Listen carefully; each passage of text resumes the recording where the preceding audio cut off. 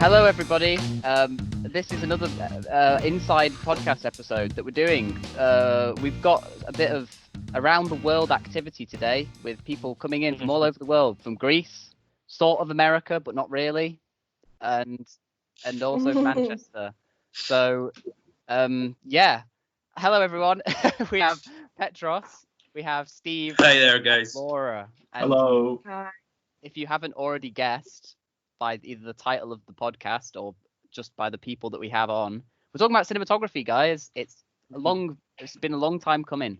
So yeah, do you guys want to give us a quick little bio about yourself, like a minute each? Just throw us some information about where you've been, where have you come from, what you're doing. All right. Okay. Yes. Hello. My name's Stephen Wyatt. I'm originally from Hong Kong. Came to England when I was 18. Originally stayed for university. Ended up studying a bit of everything, actually. I did a film production course, very similar to one like this, except in Leeds. And every year I did something different because I didn't quite know what I wanted to do. So I did sound in the first year. I thought I could produce in the second year. And then somewhere in between the two, I had this feeling or idea that I could direct, and then realized very shortly, I think in the first 2 years on the BA, that wasn't for me. And then developed an interest in camera and cinematography in the third year, and then just kind of ran from there, really. After I graduated, I got a traineeship as a camera trainee down at Shepperton Studios. And I worked on a variety of commercials for the first 2 years post-graduation, just as a trainee. Yeah, and then I started shooting my own stuff a couple of years after that, and I've never looked back ever since. Awesome. It's a bit of an adventure you've been on then, really, to get to where you are today on the sort of film production course. Yeah, it was an adventure. How come you decided to take up teaching? What sort of spurred you to go down sort of that path? Oh my.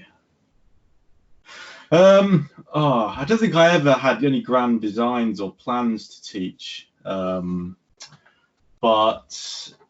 I think I kind of I didn't fall into it by accident, but I started doing it part time about 2017. Yeah, it was 2017. I was part timing, so I did some guest lecturing at Salford, and I did some at Leeds, all at the same time. At that particular point, I started trying to book and find work as a commercials cinematographer, which is a very interesting and a very difficult kind of route, really. It took a long time to get there, and the work itself is quite hard. I think quite competitive. Well, it's all very competitive, but I think that particular aspect, I was trying to develop myself and getting into that, because a couple of years prior to that, I was literally just shooting whatever I could get and everything I could get, whether it was a funded short film from the UK Film Council, a no-budget short film made on 50p, corporates, any low-budget kind of music videos. I tried to get my hands on anything I could. Basically, I was just hungry to shoot because I wanted to be a cinematographer. That's all I wanted to do. And I don't know, I can't speak for anyone else, but I'm sure we may hear similar kind of experiences from other cinematographers, I think, here on this talk. But yeah, so I was pretty much doing that, just trying to. But I think in 2017, I was consciously trying to go in one direction. But obviously at the same time, you've got to find a way to support yourself. So the wages I wouldn't say are particularly great. Working as a freelancer, you may get paid great from one job, but you don't know when the next job is going to come from, and how much that's going to necessarily be. You can set your rates, but then there's all this kind of interpersonal kind of there's a lot of politics. I find it's very yeah, there's a lot of politics in trying to bank jobs and kind of negotiate your rate of pay, because at that point I didn't even have an agent and I was still trying to get one as well, and I didn't get one. So I was teaching kind of on the side really, but what really drew me, going back to the question, what really drew me about the teaching was how much fun it is, how much fun it is actually teaching kind of, or I suppose students who are new coming into this world and new particularly to cinematography. And what really attracts me to teaching is just the craft, just being able to design and build and set the mood with lighting and camera. I mean, I think that's so much of what we consume is I mean, yes, there are other aspects of filmmaking, but when we think of a look, it's 90% lighting, isn't it? That's what I think. So much of the films that we watch, or TV shows even, whether it's high key, whether it's low key, that's the thing we always remember, I think, because it's so visual. Yeah, it's a big part of it, really, isn't it? But yeah, awesome. Shall we? I'm going to come back to something you mentioned. I've got a question ready, but we'll sort that out later. Petros, do you want to just give us a quick rundown of your little story, cinematography story? Yeah. Hey guys, I'm Petros Nicolides. I'm a second-year student, as you know, I think as all of you already know. And I started doing I started my job as a photographer when I was 16. Shooting music videos, backstage music videos, and live concerts, hip hop live concerts. And then one day, a friend of mine asked me to take some shots of him with my camera. And after that, I think I fell in love with filmmaking. So I started doing music videos for my hip hop friends. And after a while, I make it through the film industry in Greece here. And when I was 18, I think, I got my first job as a cinematographer in a commercial, a low budget, but a commercial. And after a while, I decided that Greece is all right to do commercials, but I wanted to make movies, feature films, short films, etc. And I decided to come to the UK and start studying at the University of Salford. But I've done, I think, most of my work is like music videos and commercials, and I like it a lot. But I want to do feature films in the future. Yeah, nice. I mean, I think obviously for a lot of cinematographers, I guess the dream is really doing movies, right, and properly being like, filming for films. I mean, it's not necessarily true, but I assume for the majority of cinematographers, that's sort of where you're looking to go towards. I mean, correct me if I'm wrong, obviously. Like, I don't know nearly as much about cinematography as I probably should do for being on like a creative course. So yeah. But yeah, it's nice that you've obviously, that you've already been doing like quite a lot of commercial work, and you're only just at university, so it's a big step really. Yeah, already have taken before coming to uni. Yeah, because I was fortunate enough to have friends to be in the industry already. So I managed my way in. But first I started as a PA, then as a first AC, and I'm a first and second AC. I don't have a problem doing that, of course. And I will always do with my friends. But I tried to be kind always. So I managed to make some good stuff when I was still like in the age of learning. Yeah. And there was a safe environment as well to do mistakes. Without having any actual trouble, like with the clients and everything. So I was lucky enough to do this in my life when I was younger. Yeah, nice, awesome. Okay, you've also brought up some of the questions that I can ask you in particular, but yeah, we'll move on just to Laura, and then we'll start doing all these like little bits. So Laura, where have you come from? Give us a whole thing. Definitely. So I guess the first sort of inkling of cinematography in my mind, I got a DSLR for Christmas when I was in high school, and made a short little film, and then it won a little festival in my town, And somebody came up to me after the festival, was like, I loved the cinematography in that. And I like go home and Google like, what is cinematography? And then realized, oh wait, like everything about this is the part of the filmmaking that I really enjoy. And from there, I decided to go to film school. I went to NYU and concentrated in cinematography. I pretty much knew going in that that's what I wanted to do. And learned on 16 and 35, which was a really amazing experience. And then ended up sort of freelancing when I was still in university. So I started working, I think my university in the States is 4 years. So like by the second year, I was sort of freelancing in the city from sort of friends who had graduated, who were then working and needed a second AC or needed a first AC on shorts. And then finished school, was shooting a lot of like independent short narratives, so like 15-20 minute range, and shooting some commercial and music video as well. It's kind of all over the map for me.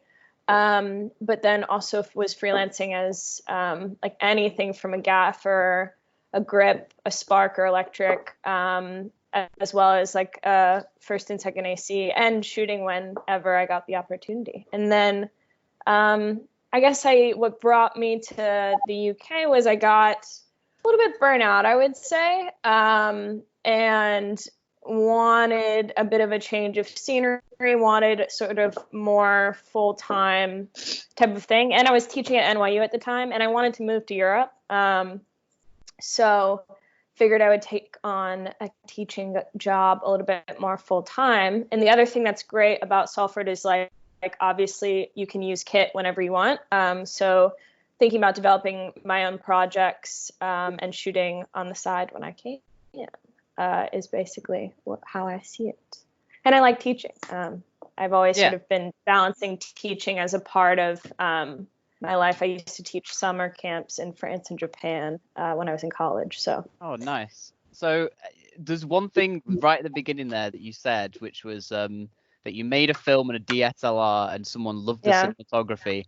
I feel like a lot of the people that I know seem to have a massive thing against using DSLRs and are very much like, oh no, you can't make a good film on a DSLR. You have to have the most expensive camera possible in order to make a decent film. And saying that, and that you won a short film competition as well, I think sort of proves that that's not the case, and you can make a good film on a DSLR. So I don't know, like, do you think people should be, more willing to be using stuff like their phones to be filming and like DSLRs and stuff, or like? I mean, it was an interesting thing because it was a very different time. Like DSLRs at that time would have been sort of like pretty new, or people were just starting to use them for video.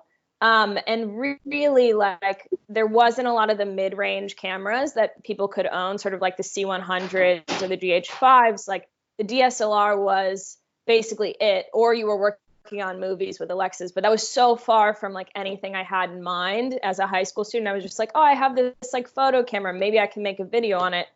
But I mean, it's a very rudimentary film, but I think for what it was when I made it, as the first thing I ever made, I'm pretty proud of it. And I think that DSLRs are great. Like, it's not about how expensive the camera is, it's about what you put in front of it, like, it really, a white wall is still a white wall, You can have a white wall in 8K if you want, still a white wall.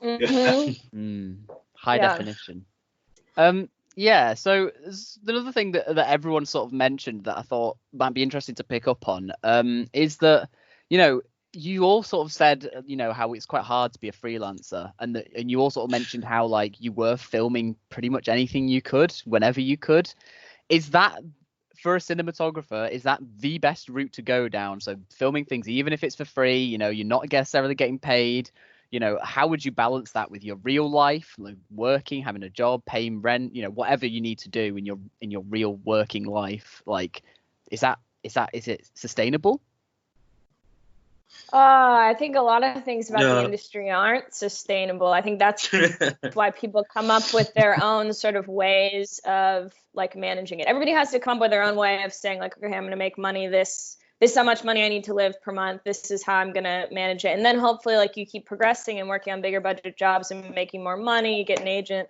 I don't know. I've seen some people start doing commercials and then move to the sort of like narrative world. And that seems to be a more financially sustainable route than like going straight like narrative independent for like 10, 12, 15 years. It's a hard grind. Hard and life. I think it takes a while to make money and be well known for it. But I don't know. What do you guys think? I think, Steve, do you want to talk first? You go for it. All right. Petros. Okay. I think that freelancer life is difficult because you don't have any actual support from anywhere. So you have to make it through by yourself, all right? So it's good to film for free and like doing stuff whenever you want for friends and family or whatever, because you're actually allowed to do whatever you like, and you are again in a safe zone. So no one's going to blame you for the mistakes you made. But you have to find a way to make money as a PA, as a gaffer, as something in the industry, because you need some money to pay your bills, to eat, some money to live, basically. So I think it's good to balance that, to make some free work as well when you're in the beginning of your career, to try to learn some new things, try to involve your craft, and have some money income to live like properly. You know what I mean? Obviously,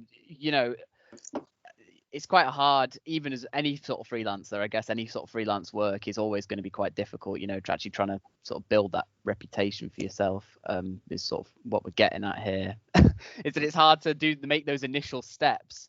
I mean, Steve, do you have anything else that you wanted to throw in there like any kickers that I'm just trying to rack my mind and step back a couple of years now and just remember what it was like. I think one thing I will say about freelancing is, and it's like effectively it's running your own business. So you can apply this way of working to a lot of other kind of self-employed jobs. So like if you're a builder or a plasterer, I always like using the tradesman's allegory. You need to build a client base. So in order to do that, you need to do work. So whether you do that initially for a low price or a negotiated fee that both parties can work for, then that's great. And then the proof is then in the results, and probably more so half results. Well, it's all results really, because I mean, as a cinematographer, it's all on screen. Everything, you bear everything. But also the other side of that, the flip side is what people remember, particularly on the last day of filming of any job or any shoot, is what was he or she like. And if they remember you because you were some stoic cinematographer for like a month, and just got through it and gave the production what it needed, that's always a good sign. I think people remember you for that. So leaving a positive, solid, lasting impression, I think what enables, I think, a lot of us to get the next job, whether that could be like a month down the line, a couple of weeks down the line, maybe, a project like 5 years later from a contact you met 5 years ago. That could actually happen. I think on the subject of freelancing, as with any freelancing job, kind of the name's in the pudding, really, I suppose. I think if you're going to freelance and it's a lifestyle choice, one. So if you decide to make that decision, you need to basically concede on I don't know. I mean, some people, I might be corrected on this, but you have to concede a certain number of things in your life. So number one is keeping your costs low. If you can make your cost of living like sustainable, on a low income initially, then that's going to help And that's regardless of being in the film industry or not. If you're solely relying on your income as a sole, let's just use the sole trader term. So if we were going to leave now and be a independent, self-employed person, you've got to manage what money you have, not knowing where the next lot of money is going to come from. So you just budget accordingly. It's a bit like being a student. Yeah, exactly. You know what I mean? think students might spend quite a lot more than someone who's Yeah, and the other thing I would say is like you have to have savings, right? Because like the idea that you might not make money one month and you might make a ton of money the next month. Just because you make a ton of money one month doesn't mean you should go spend that money. You need to sort of like you're always, when you have a lot of work, you have a lot of work. When you don't have any, it's like a desert. And so being able to have this sort of long game in mind. The other thing I would say that just might be useful to some listeners is like the freelance thing in America is slightly different because we don't have healthcare. So you have to pay for your healthcare, which is a huge expense for freelancers, which changes it a bit. Yeah. Yeah, that's interesting about the healthcare thing. I've heard a lot of, the various American lecturers at university complain about the fact that their freelance industry in America is pretty minimal, really, and sort of very selective about people who have quite a large income or a lot of money initially to actually be able to do that. Should we move on to something a bit more lighthearted, because that was really good. So how about what inspired you? Where's your inspiration come from as a cinematographer? Like how do you decide to set up a certain shot in a certain way? Is it because you've seen something before, or do you have a pool of things that you sort of pull from, or what? Just give us a. It comes with, I think it just comes with your relationship with the director.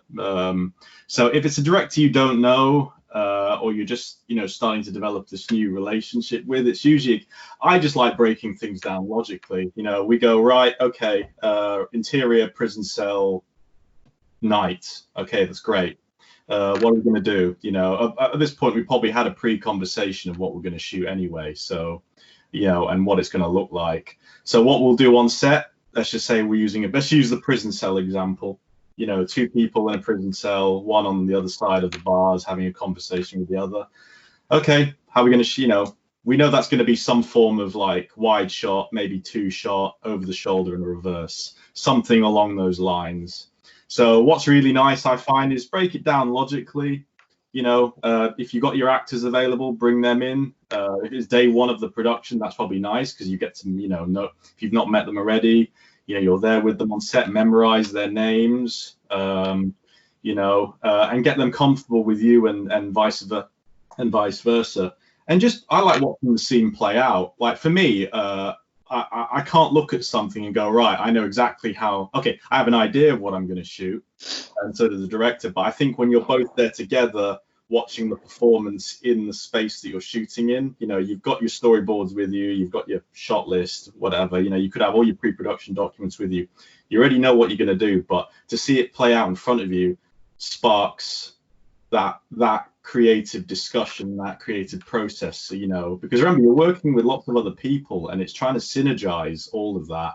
So I find I just say my go-to word, I just need to see it. Let's just see it out. So you're saying that you have a storyboard, let's say. You've got a pre-made storyboard ready to go. And even when by the time you get to set and you've got everyone ready, I assume you'd watch the rehearsal, some sort of rehearsal of them doing it with like a dry run, no cameras. And then you would go, oh, we might need to change this, and this. Like, does that not add up loads of extra time onto like a production that is maybe unnecessary if you already have the sort of storyboard ready to go? I mean, obviously things change, but I don't know. This is happening all whilst everyone's setting up and coming in. So if the actors are there, cameras still set. I don't even need the camera. This is literally, and this could be even without the actors. Could just be me and the director an hour or two before the day's actually begun, before call times happened. You're there actually on set. I mean, you can do this in pre-production if you want, but if you only have access to the location, then you've only seen stills, and did the location once prior. I think just being able to do that and then block everything out and then see it is just a really useful thing, particularly if you don't have access, early access to locations. So yeah, I will caveat that. I mean, it depends. Some scenes are easily planned, and I think the more you do it, not the easier it becomes, but there is a certain process. But if you've already got this foreknowledge, like, it's always good. So what I will say, it's always good to be clear on what you're shooting, even if you know it exactly. Because remember, if you're with the director, both of you need to be on the same page. The AD is probably listening to you as well. In fact, you probably want them to come in. You want the sound person to be there. The art director will probably be there as well. You want to block that scene out, or see what the director wants exactly as a team together on when you're on the shoot day as well. You may already know what you're going to do, but I think 10 minutes there going, right, this is what we're going to do. This is how we're going to do it. We're going to start off with a wide. Then we're going to move into, a wide on an 18, and then we're going to push in, on the dolly. We'll do a push in, on a 24, into a mid shot. I don't know. Those kind of conversations, because then what that discussion enables you to get through is when, like, for instance, the classic example is, okay, I already know what I'm doing, so I'm just going to go ahead and do it. So I'll set up the wide shot. I put the camera in a corner. I find a frame that I like. I light it all. Let's say I didn't have the director included in that whole setup, and then suddenly all the actors are in. We're about to go for a take. Oh, we put the monitor on.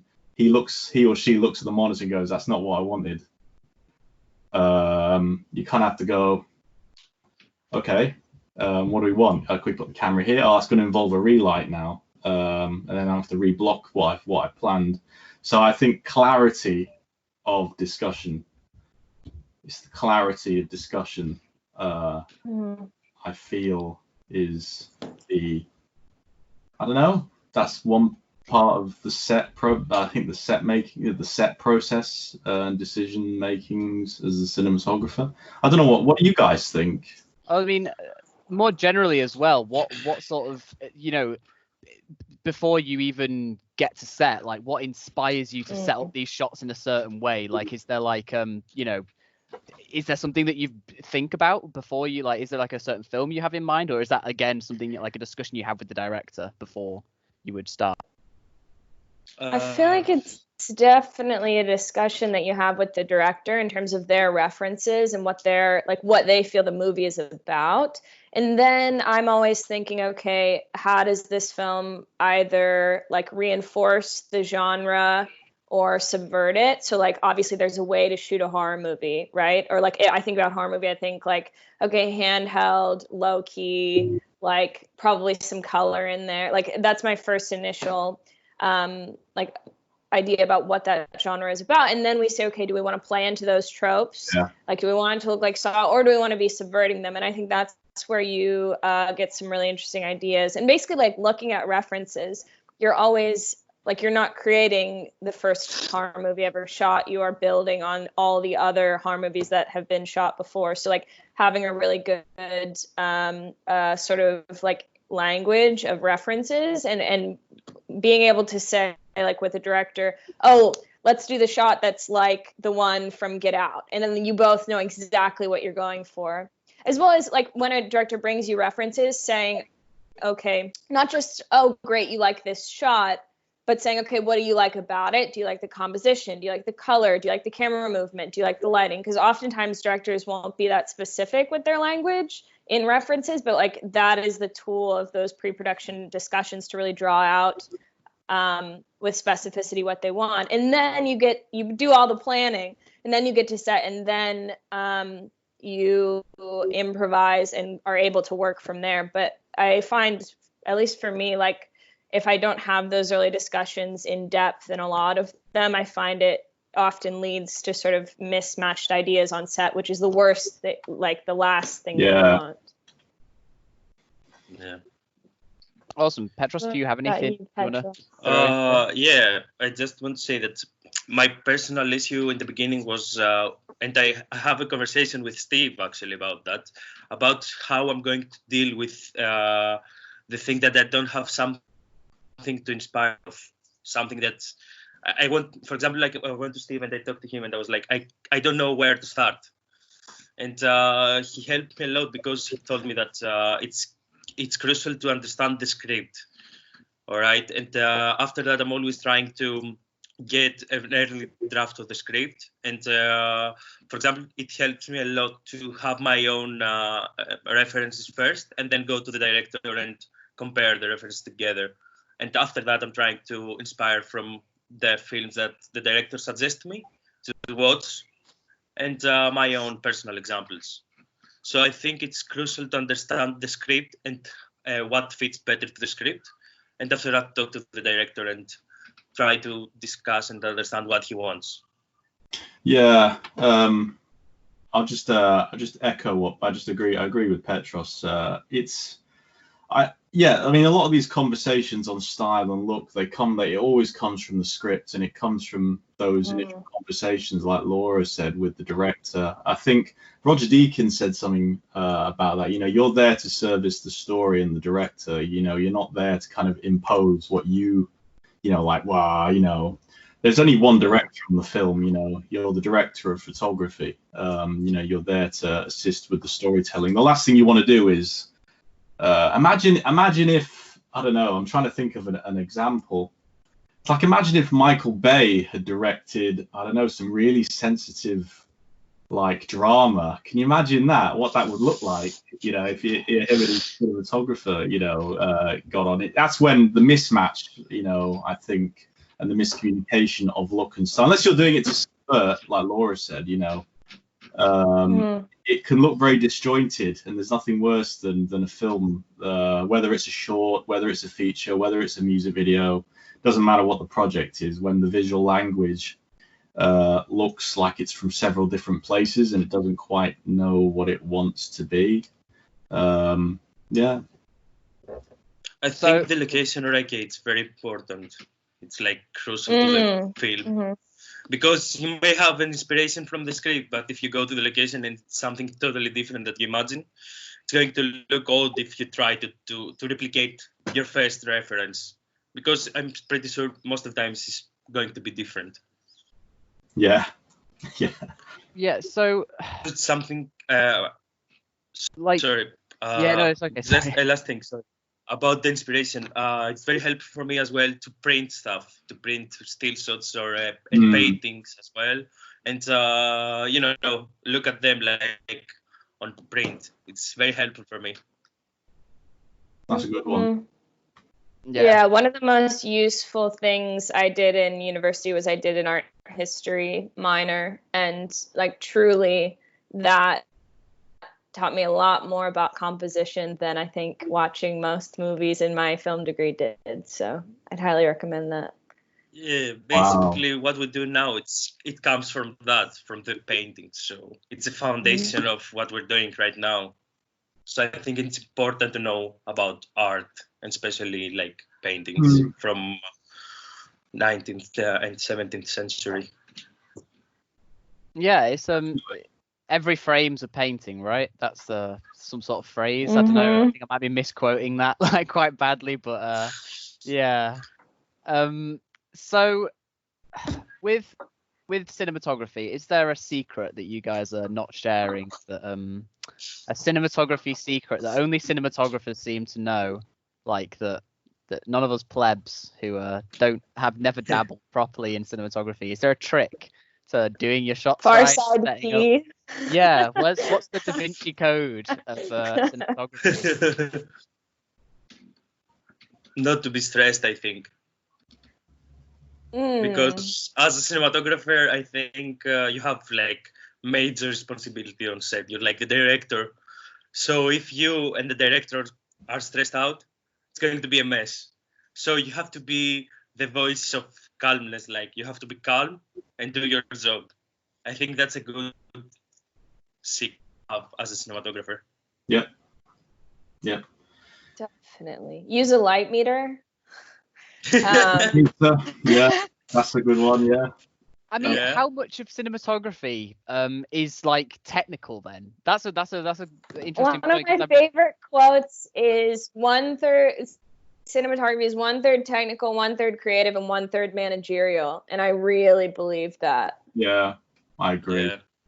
Do you guys know That's quite a true, lot that's true. about cameras and the way light interacts with objects and stuff, or what's sort of your background with like the actual sort of the science behind what's happening inside the camera? Does that help you understand how you're setting up your shots, do you think? Sometimes yes, sometimes no. I think it depends. It depends. You Cinematography. have to know some basic stuff, but after that, it's up to you. I mean, yeah, you meet all sorts. I mean, if when you, I mean, cinematographers come in all forms, shapes, sizes. Some of them are old school. They came through the camera department. Started off as a trainee, became a loader, became a focus puller, started operating, and then 20 years later, managed to get a bagger, a gig doing features, and then it just kind of took off from there. Others have actually, come through the electric department, so lighting. They've been sparks, they've then since been, best boys, then gaffers. I find gaffers that want a DP. I usually find the most interesting. Human beings, because, and there are two types of gaffers. There are just gaffers who are like, that's it, and they're amazing at that. But they're the ones that have that I wouldn't say they have an X factor, because that's wrong to say that, but there are gaffers that want a DP, and they're a different breed of people as well, in a really nice way. You always find that. I don't know what you guys think, but I always find that quite funny. I find it really amusing. And then you have, got stills photographers. I worked with a guy once who actually came from fashion photography, and he was sidestepping into cinematography. So he was starting to shoot some shorts. So yeah, they come from every place, on top of what it used to be. I don't know. There isn't a secret really, but yeah, light meters are a good one. Nice. I don't know if anyone else have anything to throw into there. If not, I've got something we could move on to. We had a question actually asked on Instagram. So this is the thing. I think this is the first time we've ever had someone from Instagram ask us a proper question. And the question is, have you had any negative experiences while working as a cinematographer? I know it's not particularly cheery, but yeah. What do you say, guys? Wow. Yeah. I mean, okay, I can start. Working 16 to 18 hour days and like overnights can be really tough. And the other thing I would say is I used to go up for a lot of jobs in New York, independent narrative shorts with like the same 5 guys, right? And I would often see them pitch, and I would pitch. And sometimes they'd be better than me. Other times I would be better than them. We were all sort of like buddies and friends, but very often I would have the best pitch, which we would all agree on. And then I wouldn't get the job because I was just like, I'm a woman and I'm the only woman who's sort of pitching for it. So that sucks. And I think that's an important thing to address is like cinematographers, I think it's 3% of the industry is women, and it's very much a part of things. So that's something that we need to change, but Definitely. That's the bad part of cinematography, but we're working on it. So all the ladies got to get in there. Oh yeah. Oh, they're bad things. Bad experiences. Oh man. I don't really. I mean, I wouldn't say. Oh God. Right. I don't think I've got one necessarily. I mean, it's hard work, but if you enjoy the work and the long days, and it's kind of all work and creating, if you enjoy all that, then that part of it's really fun, And that's one thing I've never found replicated in any other job. I used to work in Weatherspoons in the kitchen, once upon a time, whilst I graduated. Sorry? Big up the catering gang.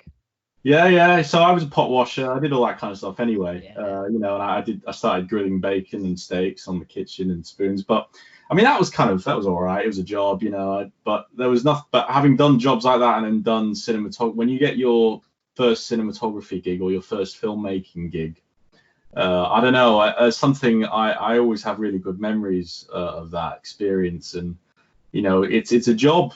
I mean, filmmaking as a craft in general is a job I find like nothing else. The creative and collaborative nature of it and the experiences you get from it are quite unique, actually.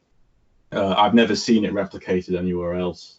But going anyway to negative experiences, I suppose I started DPing when I was 24, and that first DP gig was great. But trying to pitch, like Laura said, and get in line with one thing I found actually really difficult actually about trying to line up gigs was actually getting people to not commit to me, but I was 24 at the time, and I don't know if it's like this now for up and coming cinematographers now, but when I started, it was hard for people to take you seriously being a 24-year-old cinematographer. I found I had to do a lot of convincing, you know, on sets. You know, there's a lot of, I don't know what anyone else can say about that, but there's a lot of convincing you have to do, particularly with older crews as well. So if you're working with a more established focus puller or a gaffer, you know, if you didn't know them or they were working on the job because you got employed, you know, you're all on a payroll, you know, trying to actually convince them that you were kind of worth your bread and butter was always like you're on trial a little bit. That day, first day or two is like trial by fire, and it was like that for a few years for me, trying to get started, where you're constantly having to justify, I think, yourself. That sounds really bad, but you know, you can kind of turn that as an opportunity and spin that round, going, right, I'm gonna deliver. And I'm going to go for this. And you keep a level head, and you be diplomatic, be kind, and be kind. You know, you can do a good job. It will pull through. Yeah. Yeah, it's difficult to be a young cinematographer. To be honest, it's very difficult.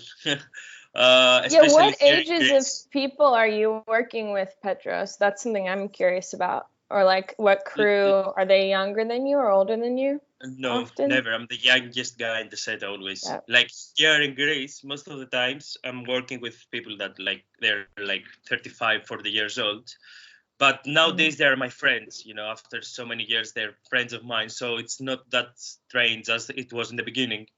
But in the UK, for example, I was in a feature film in October as a first AC, and still I was the youngest one on set. And you know, you're a first AC with experienced cinematographer from London. He was actually quite good. He'd done some Mercedes commercials, some short films. So it's exactly what Steve said. The first one is afraid of your mistakes. So if they think that you're going to mess everything up, so you're like a bit in a straight situation. So that's a bad experience, you know. If they've seen your work and they hired you as a cinematographer, I think because I'm a young cinematographer, they're going to have the same exact feeling for the first 3-4 days. They're not going to believe in me. You know, so that's difficult, especially in Greece. That's a huge problem in Greece. We don't have opportunities like in the UK. For example, here, if you're a not well-known cinematographer, you're not going to make it in the film industry. We don't have a huge film industry, but we have a good one, I guess. So if you're not like an experienced DP or a friend with a director, a good friend with a director, you're not going to work in a short film for festivals. And if you're going to find something to work, it's going to be a really silly low-budget film most of the times. But I will be honest now, you know, when I came to the UK and I saw that the opportunities and the work that I'm going to do, it's like equal to others. And I'm not like a Greek guy, a young Greek guy from like a country with no money that I don't know nothing. And I saw that I'm equal to everyone. it was, I think, I thought it was easy in a way to find job to do, because I came from here and it's very hard. You have to fight for what you do, for what you want to do, basically, to make some money. That's the problem here. So I think, it's a big bad experience working here in Greece. Wow. Yeah, I guess that's the thing with anyone, being young and not necessarily having as much experience. You're like that person who's always got that little bit more experience in you has like a significant chance of like one-upping you, even if it's only like a little bit more. You've just, oh yeah, I've done like one extra thing, and it's like, oh well, I guess they've done a little bit more. So I don't know. It's obviously it does suck, but it's sort of an industry where you have to walk in as like a low paid person, but have to have 10 years of experience previous, and like and it's just the way it is, right? And as far as I can tell with this I think particularly that's why I guess I recommend that cinematographers go to film school. Like, I'm not entirely convinced that if you want to be a director, even if you want to be maybe an editor, producer, you necessarily need to go to film school. I think there are a lot of ways into the industry. But if you want to, I guess, build up a reel in a safe environment in which like you can shoot student projects, I think that's the real advantage for cinematographers going to film school, is that like they can shoot a ton of student projects, leave school with a really great reel, and then start shooting and being hired to shoot at a much higher, quicker level than sort of working your way up through the ranks of like AC or the grip and electric department. You still have to kind of do that, but it seems to be a quicker path sometimes to just like shoot a ton.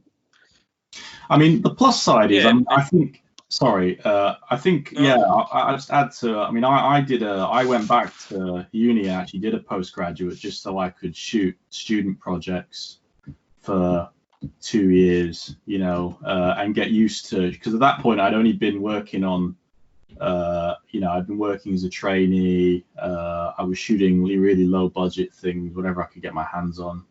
So that was an opportunity, on film as well, on 16 millimeter, and these projects, have little budgets, as well. So it was a good training ground to kind of progress and develop yourself and your abilities. And one thing I will find, I'll just echo again just what I think Petros and Laura have kind of basically said, that just because you're young, it doesn't necessarily that's not a disadvantage. You find that a lot of young cinematographers, when they start shooting, that they've in themselves got quite a lot of experience at that point, because you need it. It's not an easy industry, but it's not impossible, is what we're trying to get at, basically, right? If you have the I guess the passion to really go for it and really prove yourself to someone, then you're always gonna find work potentially. I want to say as well, you guys, obviously, elephant in the room, we are all in lockdown still, and how are you guys finding ways to keep your sort of cinematography creative, either being stuck inside, some of you might not have a garden you can necessarily go into and film or whatever, or like, are you still filming? Are you reading? What are you doing? Sort of like, I feel like it needs to be addressed. I'm filming basically every day. I'm trying to recreate still shots from films. Yeah, with my actors, like a main actor. I'm trying to play with lights, so I'm setting up the camera somewhere and trying to emulate something that I've seen.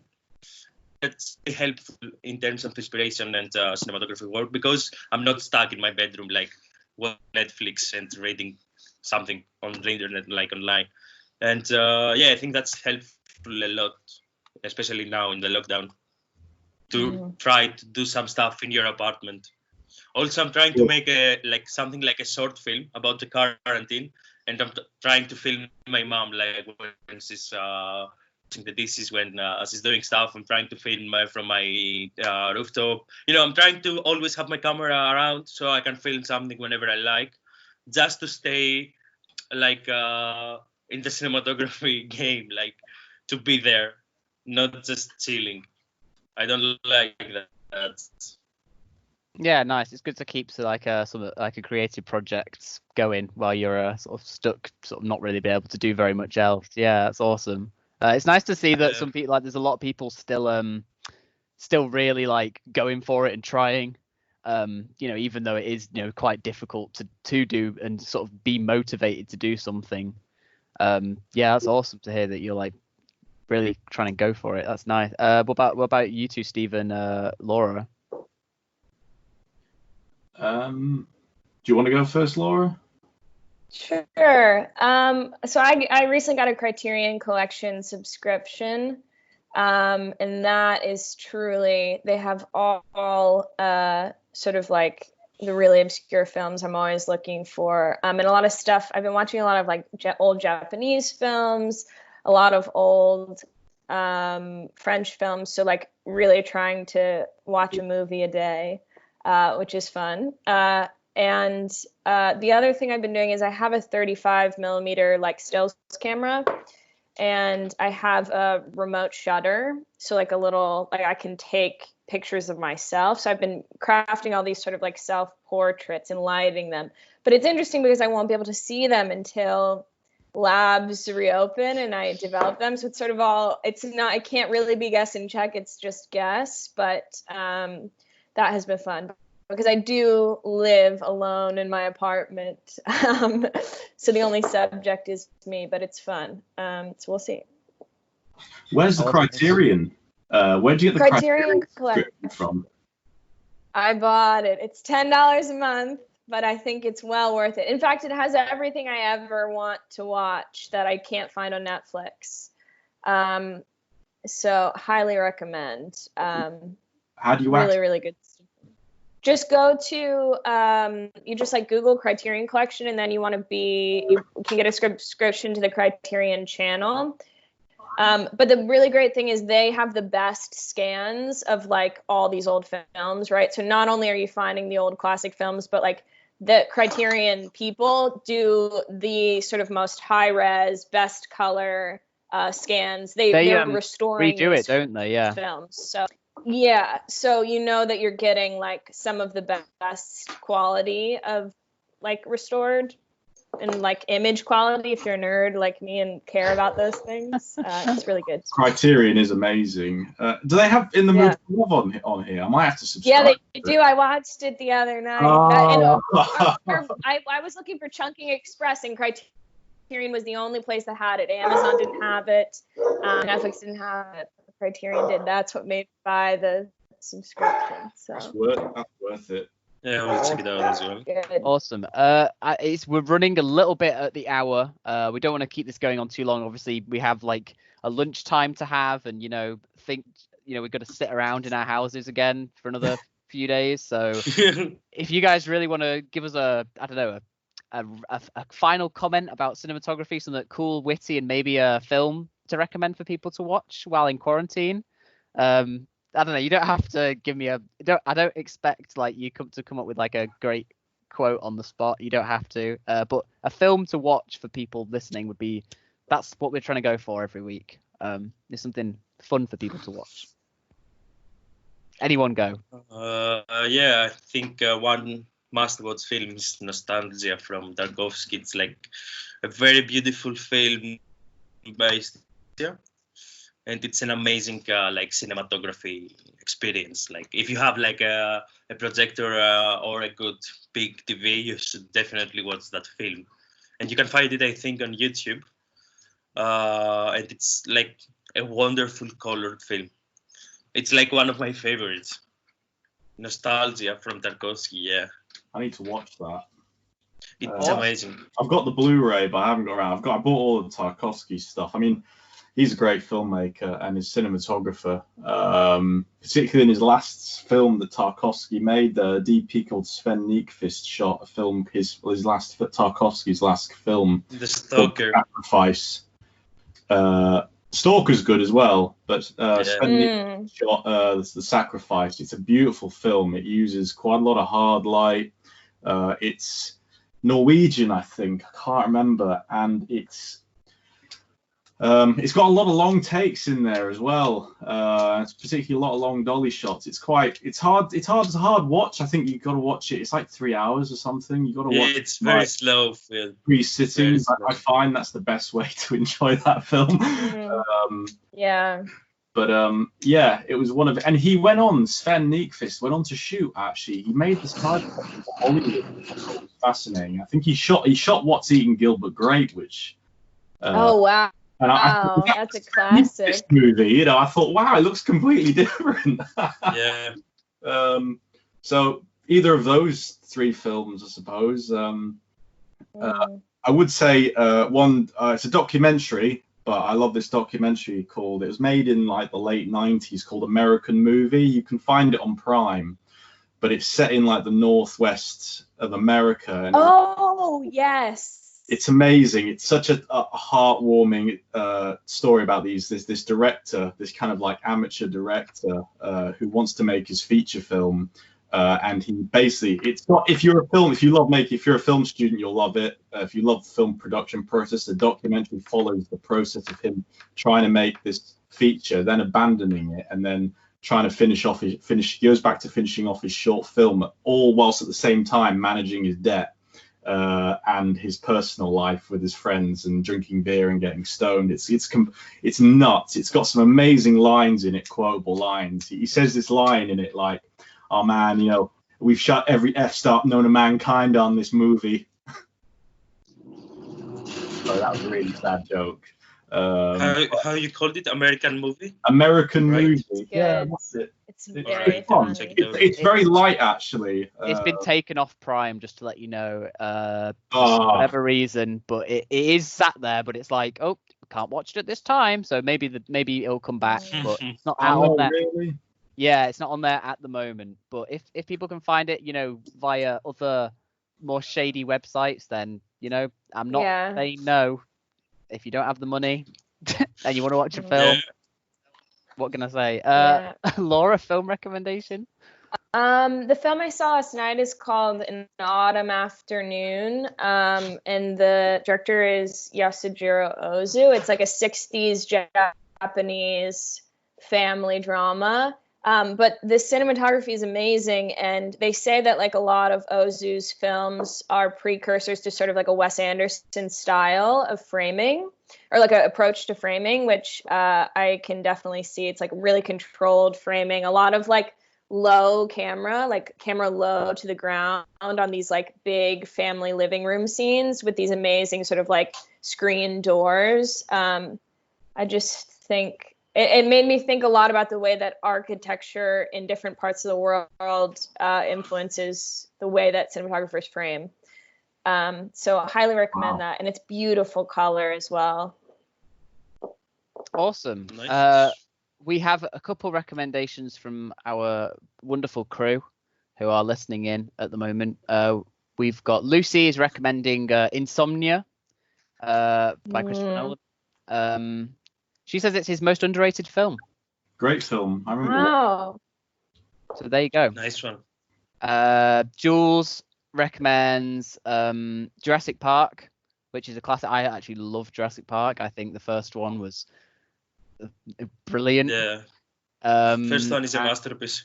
Yeah, and Aarif doesn't know what to recommend. He needs a moment to think.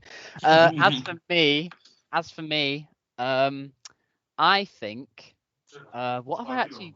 I don't even know if I've watched anything recently. Something I like, I guess. Oh, here we go. Here's a good one. The old Doctor Who movie, Daleks Invasion Earth.